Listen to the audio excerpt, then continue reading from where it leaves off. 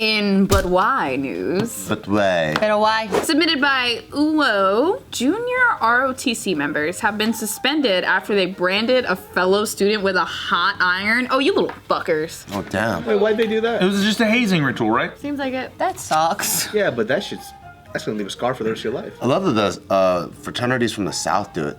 That shit's crazy. Fraternities? Well, this is in high school. Oh no! No, I mean, I'm not saying it's right or anything, but it's just crazy. Aren't the ROTC kids supposed to be like the good kids. good kids, like the big nerds? Like if somebody was like, oh yeah, he's an ROTC, I'd be like, okay. I don't picture ROTC kids doing that. They were like very straightforward, like upright citizens. You know what I mean? Except for a few pieces of shit in there, but they were doing that because they knew that they wanted to go to the military later. So it kind of helped them out later on. At my high school, we made the national news because the baseball team hazed the new guy by shoving a baseball bat up the guy's ass. Did he die?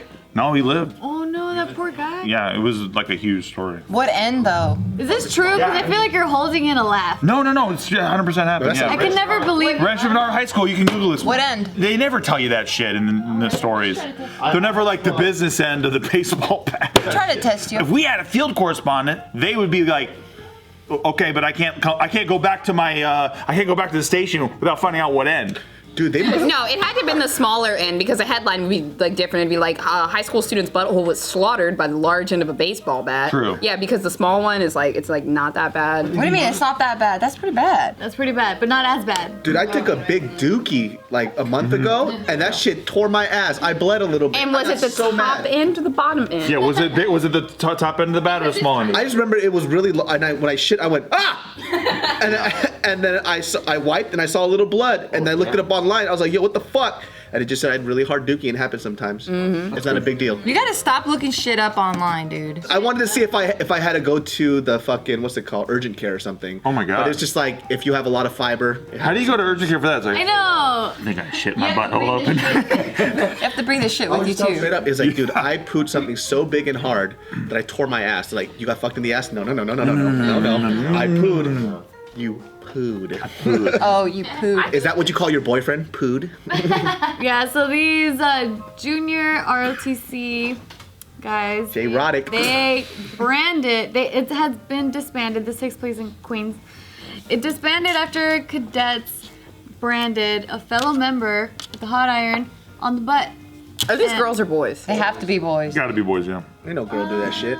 They don't really say, but I'm assuming it's. Because if it was a guy that pinned a girl down, Oh yeah, boys. game over, dude. This sounds like boy behavior. Yeah. They didn't find out until the parents of the kid somehow found out because this happened in the summer, but they just recently found this out. Oh, well, was he okay with it?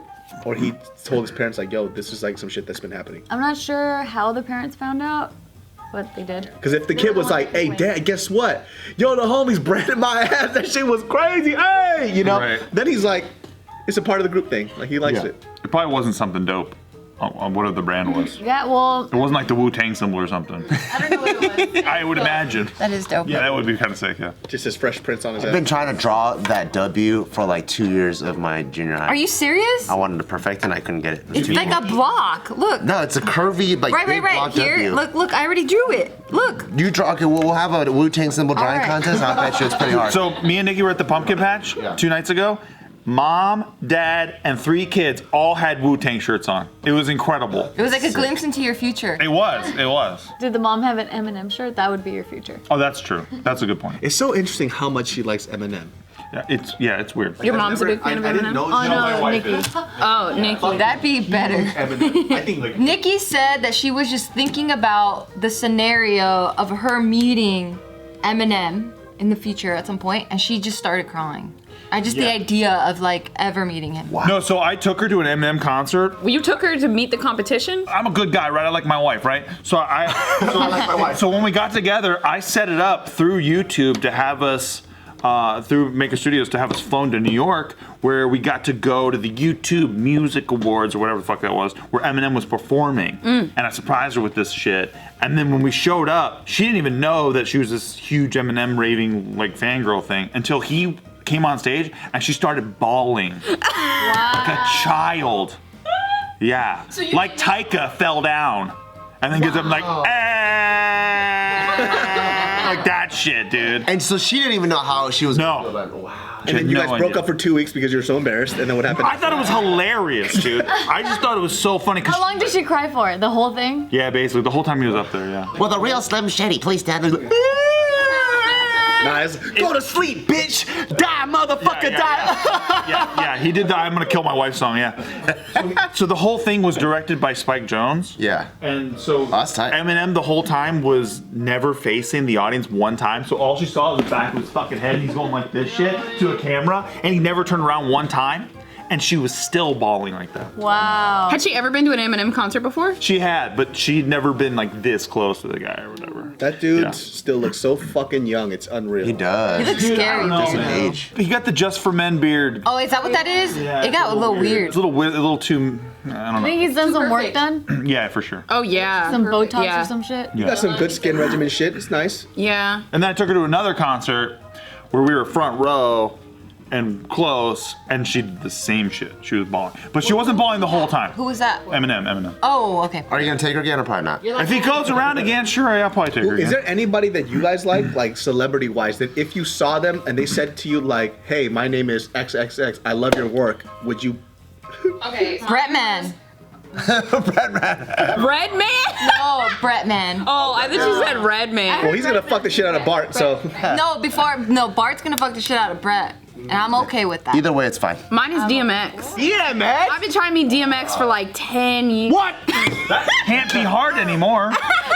He's in book him jail. yourself. Oh my god, this is like the 8th time I'm talking about DMX on JROTC. Yo, what the fuck do you love about DMX so much? Because he's just, I don't know, he scares the shit out of He's me. fine, huh? I done told y'all dogs about fucking with D. He's got, okay, so one time this Uber driver told me a story, like DMX came on like in the car, and then I had gone from this 30-minute ride just sitting back there, then I started humming and I was like, you know, and then he was like, you like DMX, he turned it up, and then after the song he was like, I am DMX. He was like, I was in a department store one time and I was just walking around and I heard this really familiar voice and it said, $500, this gonna suck my dick. And he was like, but he did it in DMX voice. He turns around and it's fucking DMX. And I was like, that's my boy. That's my boy. I love DMX. Don't suck my dick. I love DMX. Also, DMX in a store disputing the price and asking if it's gonna suck him off. That's really good. My favorite fucking DMX song, and I can't even sing it out loud because he says the N-bomb 7 times in the beginning.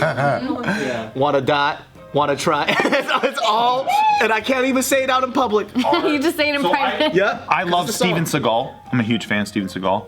Ironically and unironically. And our boys did a film together. A feature-length film Oh, right. called Half Past Dead. Was it like a buddy cop movie? No, they're both in prison together. They're in Alcatraz together. Oh, I remember that one. Yeah, and it's like Steven Seagal looking fatter than fuck, and he's in jail with DMX, and DMX is like his bud in jail, and like they help each other escape from prison. Oh my god, it's like the opposite of a buddy cop movie, but I've always wanted to see DMX in a buddy cop movie. Dude, we should do a movie night and we'll watch Half Past Dead. Steven Seagal. I own it. You could go on Netflix right now and he has a bunch of shitty like fucking films, and Oh, it's yeah. literally every film there's somebody talking about how dope he is. So Yep. it'll literally be like this. So Steve Seagal walks in the room and there's like an agent sitting there. He goes, "Are you like Jack the Ripper?" Or that's his like name. And he goes, "Yep." He goes, "So you're a man who has 7 years of martial arts, killed 3,000 men, and also has a huge dick." Every time, dude. Yeah, Every And time. I'm like, what the fuck is going on? And he always tries to talk in this like mystical Louisiana accent now. Like that's his new thing. Is like he was a policeman in Louisiana. Isn't he still? Yeah, exactly. So he feels like he's like a Louisianan now. And so in every movie he's always like, well, that's not exactly what we talking about out here. And it's really weird because it's like the same Seagal we've all known, but he changes his My voice. fucking roommate, he does like sound and audio shit, so they had to record ADR for one of his films, right? So check how fucking like weird this dude is. So he shoots the fucking film, right? And he has to do ADR, so he comes in. And they're like, all right, Mr. Seagal, we need you to say these lines. And he does it once, super fast, right? Right? And like, okay, Mr. Seagal, we need you to redo this because you just mumbled through the lines, Yeah, right? just like you did in the movie. So that's Right? why we're here today. And then he That's why goes, we're here today. I only do it once. And he closes the door and he leaves. So they had to get a Steven Seagal impersonator. No way. Come in and do his voice. What an honor. And they sent it in, and the people who were they got mad because they said the Steven Seagal voice actor was too clear in the way that he was speaking. It didn't match the rest of the character. Yeah, it was too perfect. Dude, the best is the way that they light all his new shit. Because you're talking about his shitty movies. The way that they light that shit is like you can just see a fat man kind of moving, but he never like lifts a leg or nothing now. Yeah. And then it just cuts to like a pretty cut guy like doing a fucking straight kick all the way up. Yeah. It's amazing. If you guys are ever bored, just look up Steven Seagal running. Oh yeah, that's good. He has the funniest run ever, dude. It's great. Wait, have you guys ever heard of, because you were talking about the celebrity ADR, how there's like in big films, like I think it was George Clooney, I saw this on a plane, and how there's different people in countries that are like the voice of George Clooney for dubbing, and they're known as like, I am the George Clooney of India, I'm the George Clooney of like Singapore. Yeah, and like they do like all these interviews and they get all this like crazy money and all this fame because they're like, I am the voice of George Clooney. That's like, sick. That's some real shit. This is Bruce Willis. He doesn't do his own. He doesn't stand in for himself, and he also doesn't do his own ADR. There's somebody else that does it. Wow. I think it was Bruce Willis. What? Yeah. That sounds like a Bruce Willis thing. Yeah. So if it's like a shot where it's like his over the shoulder, there's somebody else that stands in for him, and for sure. And then after that, his ADR, he doesn't do it himself. He's looking through the script, he's like, this is over the shoulder, bring in Tommy. Yeah.